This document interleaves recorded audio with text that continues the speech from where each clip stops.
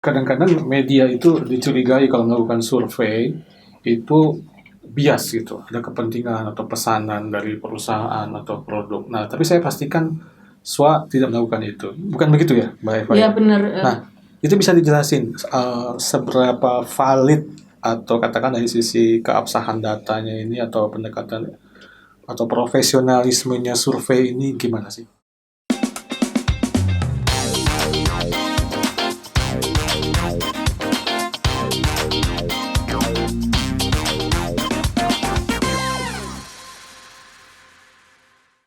Halo pemirsa, selamat berjumpa kembali dengan kami dari redaksi ISWA. Saya Teguh Sri Pambudi, ditemani oleh Mbak Eva Marta Rahayu dari redaksi ISWA.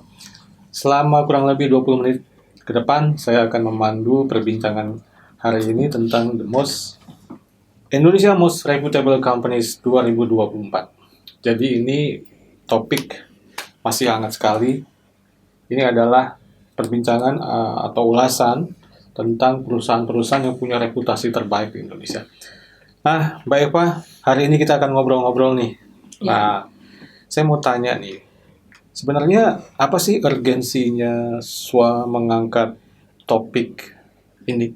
Ya, jadi SWA bekerja sama dengan Business Digest itu untuk melakukan survei Indonesia Most Reputable Companies ini untuk mendorong perusahaan-perusahaan di Indonesia agar mengelola perusahaan itu dengan reputasi yang baik. Terus yang kedua, untuk mengapresiasi perusahaan-perusahaan yang telah mengelola perusahaan dengan reputasi yang baik itu untuk diberikan apresiasi. Oke, jadi ada dua nih pemirsa. Satu, SWA ini ingin mendorong perusahaan ini memperhatikan aspek reputasinya.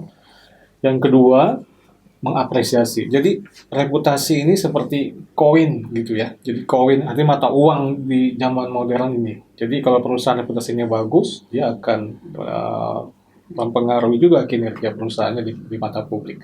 Yang kedua nih ya, pertanyaan saya berikutnya. Metode surveinya gimana nih Business Digest melakukannya? Jadi metodologi surveinya itu dilakukan survei di 6 kota, yaitu kota-kota besar di Indonesia, di Surabaya, Makassar, Medan, Bandung, Semarang, dan sebagainya. Itu surveinya secara online gitu ya.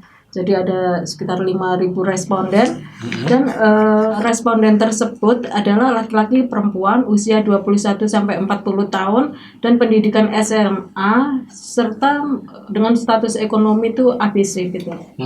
Jadi mereka itu ditanya tentang perusahaan-perusahaan yang di mata mereka tuh punya reputasi bagus ya, kurang lebih kayak gitu ya. Iya. Itu apa namanya? Kalau partisipasi sebesar itu metodenya bagaimana yang digunakan? Parameternya itu apa?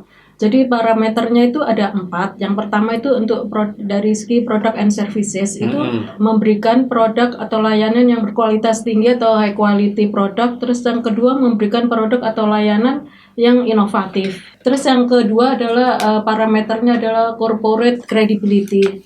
Di sini tuh perusahaan haruslah perusahaan yang terpercaya, terus tumbuh secara berkelanjutan, dan ideal untuk bekerja dan mengembangkan karir. Terus parameter yang ketiga adalah value and program. Artinya perusahaan tersebut memiliki integritas dalam menjalankan peraturan dan etika profesi. Terus yang berikutnya memiliki akses nyata dalam program kepedulian sosial. Parameter keempat adalah people dan relationship. Oke, saya terlalu semangat bertanya ini. Di sini tuh yang parameter keempat ini perusahaan itu harus memiliki sumber daya yang kompeten dan ahli di bidangnya. Terus yang berikutnya menjalin interaksi dalam jangka panjang dan saling menguntungkan dengan pihak lain. Oke. Pemirsa, ini menarik ya. Kalau kadang-kadang media itu dicurigai kalau melakukan survei itu bias gitu, ada kepentingan atau pesanan dari perusahaan atau produk. Nah, tapi saya pastikan SWA tidak melakukan itu. Bukan begitu ya, Mbak Eva? Ya benar. Nah, itu bisa dijelasin seberapa valid atau katakan dari sisi keabsahan datanya ini atau pendekatan atau profesionalismenya survei ini gimana sih?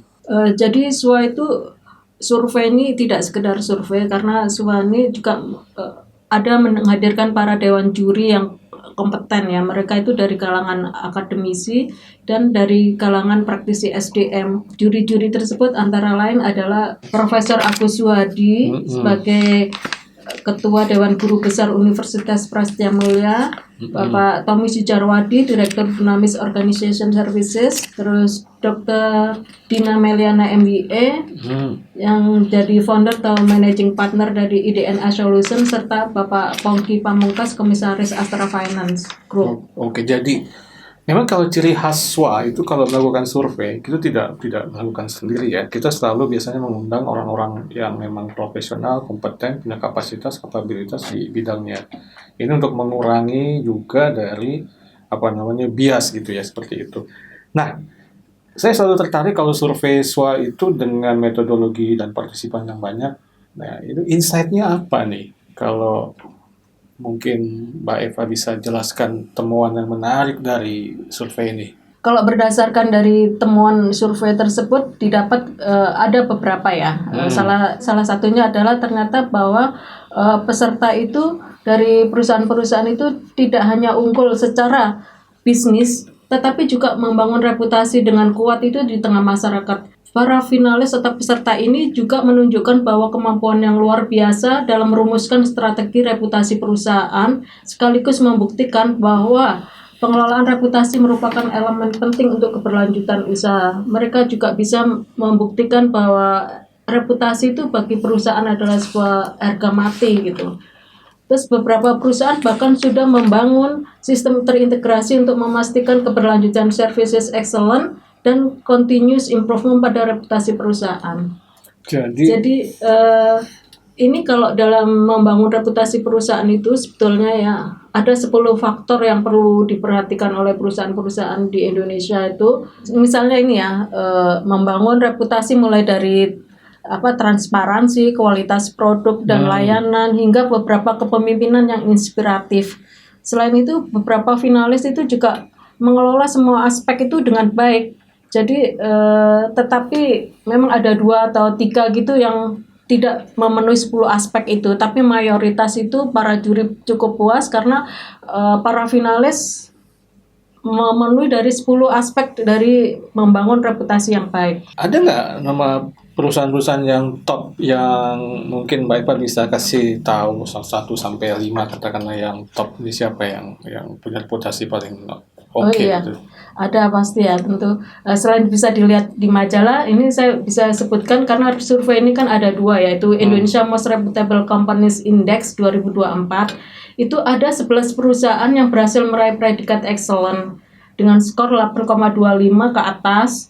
Terus 40 perusahaan itu meraih predikat very good dengan skor 8 sampai 8,25 dan 13 perusahaan memperoleh predikat good dengan skor 7,75 sampai 8. Excellent itu paling tinggi? Paling tinggi skornya.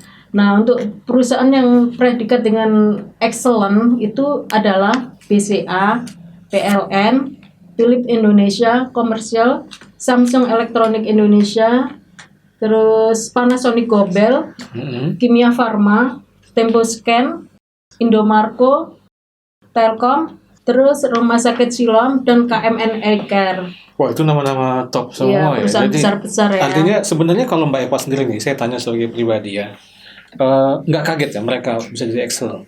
Oh enggak, saya karena misalnya BCA ini ya, karena saya ini kan nasabah BCA, jadi sudah merasakan promosi ini, sudah merasakan kualitas layanan BCA memang menurut saya keren deh, karena sudah hampir 23 tahun saya menjadi nasabah BCA dan alhamdulillah lancar dan tidak pernah ada masalah. Ini memang representasi dari para responden yang juga dirasakan secara pribadi ya. Nah, nah saya ingin nanti ada case-case-nya juga di majalah ini ya. Ada case-nya itu beberapa perusahaan ada di situ. Jadi kayak misalnya Telkomsel, terus BCA juga disebutkan di situ. Terus Astra gitu juga ada. Nah, tadi kan Mbak Eva nyebut ada beberapa poin gitu. Jadi terlihat bahwa reputasi ini sebenarnya nggak bisa datang dengan sendirinya. Kayaknya usaha perusahaan itu luar biasa ya untuk menciptakannya. Iya. Jadi tapi tiap-tiap perusahaan itu berbeda strateginya ya. Nah, kalau tadi ya ada excellent, ada good segala macam dan kemudian ada banyak kategori gitu. Ada nggak sektor yang mendominasi yang paling banyak mungkin dapat excellent tuh? Katakanlah dari industri apa sih? Oh iya, ini kalau kita lihat ya dari list di sini, untuk yang kategori awarding most reputable champion itu, yang nilai excellent-nya itu ada 4, yaitu dari Avaria, Oh, farmasi ya? Dexa Group ya, farmasi, terus yang berikutnya HM Sampurna rokok ya, rokok. terus yang berikutnya Tower Bersama Group itu infrastruktur telekomunikasi. Jadi didominasi oleh perusahaan farmasi. Terus kalau dari sektor yang untuk penjurian yang kedua, yaitu Most Reputable Companies Index 2024, itu ada 12 perusahaan yang nilainya excellent skornya, dan mereka itu dominan dari perusahaan konsumer elektronik, yaitu yang saya sebutkan tadi, Philips Indonesia, konsumer elektronik kan, Samsung Elektronik, Samsung Indonesia, terus Panasonic Gopel. Wah, tapi itu asing semua ya? Ya, multinasional ya. Ya. Dan kalau yang tidak, sektor yang tidak dominan ya itu saya sebutkan bank swasta itu BCA, terus BUMN ada PLN, terus berikutnya ada yang farmasi itu Temposcan Pacific, Kimia Farma, Telkom, KMN Ecare, dan Siloam Hospital. Nah, itu yang menarik ya. Nah, Mbak Eva, ini mungkin pertanyaan saya yang terakhir nih ya. Ini sekarang reputasi kan tadi Mbak Eva berkali-kali nyebut harga mati, tapi kita tahu sekarang ini dunia digital ya. Jadi sekarang ini maha benar netizen dengan segala kliknya gitu ya. Jadi kan gampang banget nih sekarang kalau perusahaan mau dijatuhkan itu ya, tanda petik, dengan kasih berita yang ya katakanlah yang bisa menjatuhkan reputasinya kayak gitu. Nah, ini apakah menjadi bagian dari tantangan di zaman modern sekarang? Atau sebenarnya tantangannya apa sih yang mungkin redaksi siswa bisa lihat dari hasil survei ini? Ya, penggunaan media sosial ini memang di satu sisi positif ya bagi perusahaan, tapi di satu sisi juga negatif karena kan masyarakat atau konsumen itu bebas sekali untuk mengutarakan opini-opini mereka, baik itu tentang kebaikan ataupun keburukan. Nah, yang dikhawatirkan itu adalah mereka berbicara tentang hoax. Jadi hal-hal yang negatif. Kadang-kadang perusahaan sudah membangun reputasi itu dengan baik, dengan susah payah, tapi ada oknum-oknum misalnya tertentu dia menyebarkan hoax dari perusahaan itu sehingga merusak citra perusahaan itu sendiri. Makanya penggunaan media sosial yang masif di era digital ini menjadi tantangan yang sulit ya untuk semua perusahaan lah. Terus ada tantangan lain? Kenapa? Ada tantangan lain nggak? Tantangan selain ada tantangan lain itu. Jadi perusahaan-perusahaan itu dituntut untuk lebih aktif, untuk responsif terhadap apa yang terjadi di media sosial atau menanggapi netizen, karena hal itu tidak bisa dibiarkan begitu saja karena bisa lebih ganas gitu apa yang beredar di media sosial tersebut. Jadi konsumen atau netizen itu kan menyuarakan opini mereka itu bisa positif dan negatif melalui artikel berita, postingan di platform, terus ulasan-ulasan online, dan itu kan semuanya belum tentu terpercaya atau trust gitu ya dari masyarakat atau dari hal yang real gitu. Terus yang berikutnya, tantangan berikutnya adalah membangun kepercayaan dengan kredibilitas dengan klien atau pelanggan adalah krusial karena menyangkut ke tanggung jawab sosial dan kualitas kerja. Jadi ini dapat tercapai jika perusahaan tersebut menunjukkan transparansi dan komunikasi yang baik dengan istilahnya stakeholder ya. Jadi nggak hanya di internal perusahaan itu, tapi juga di luar dengan masyarakat atau dengan konsumen gitu. Terus berikutnya, perusahaan itu juga harus transparan dalam membangun upaya-upaya trusted company itu atau reputasi itu dengan bentuk laporan keuangan yang transparan, bisa diakses terus gitu ya. Terus kegiatan ESG, environmental, social and governance-nya juga harus terlihat sehingga masyarakat itu juga bisa merasakan dari apa yang telah dilakukan oleh perusahaan-perusahaan dengan reputasi yang baik itu. Oke, jadi saya lihat covernya SWA ini kan ada bintang nih ya. Jadi sebenarnya sekarang ini orang tuh seringkali kalau mau belanja atau apa juga melihat rekomendasi berapa bintangnya gitu, kurang lebih kan seperti itu ya? Iya, Ini benar. simbolnya seperti itu ya gini Iya. ya. Oke. Jadi dengan perusahaan yang bintangnya semakin banyak atau bintang 5 istilahnya, Semakin mereka berarti reputasi. dapat reputasinya baik atau positif di Oke. masyarakat. Sebenarnya saya masih banyak pertanyaan tapi kita dibatasi waktu nih pemirsa. Makasih banyak nih Mbak Eva atas paparannya. Jadi memang semua ini dibahas lengkap ya, dari mulai metodologi, eh, berapa partisipannya dijelaskan, bagaimana pengambilan datanya, sampelnya, dan termasuk juga kategorisasi siapa yang dapat excellent seperti itu ya, semua lengkap. Nah pemirsa, semua lengkap di sini, bisa didapatkan di majalah SWA terbaru. Eh, dan pelajaran-pelajaran apa saja, karena ada studi kasusnya juga yang dipaparkan secara detail tadi. Jadi sebenarnya yang namanya reputasi ini nggak bisa berharap, apalagi di zaman sekarang nih, di zaman ketika netizen dengan mata elangnya akan terus menyoroti kinerja perusahaan, produk perusahaan, ada omongan kecil aja akan selalu disorotin. Nah, jadi tadi seperti Mbak Eva bilang, perusahaan harus aktif merespon dan dengan tepat merespon, dan bukan cuma cepat tapi dengan tepat. Nah, jadi ini menarik sekali.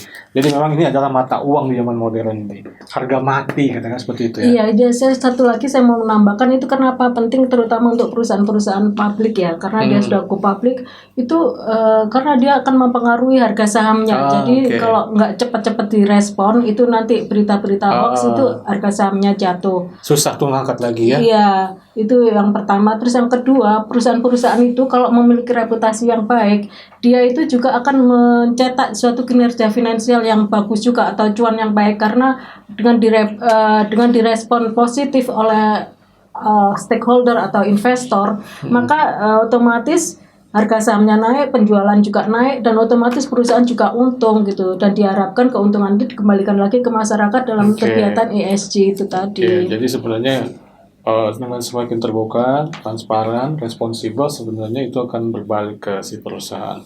Pemirsa, terima kasih banyak nih Mbak Eva atas waktu dan kesempatannya. Terima kasih atas paparannya. Ini adalah pertemuan kita tentang Indonesia Most Reputable Companies. Sampai jumpa di sini datang dengan topik yang tidak kalah menariknya. Sampai jumpa.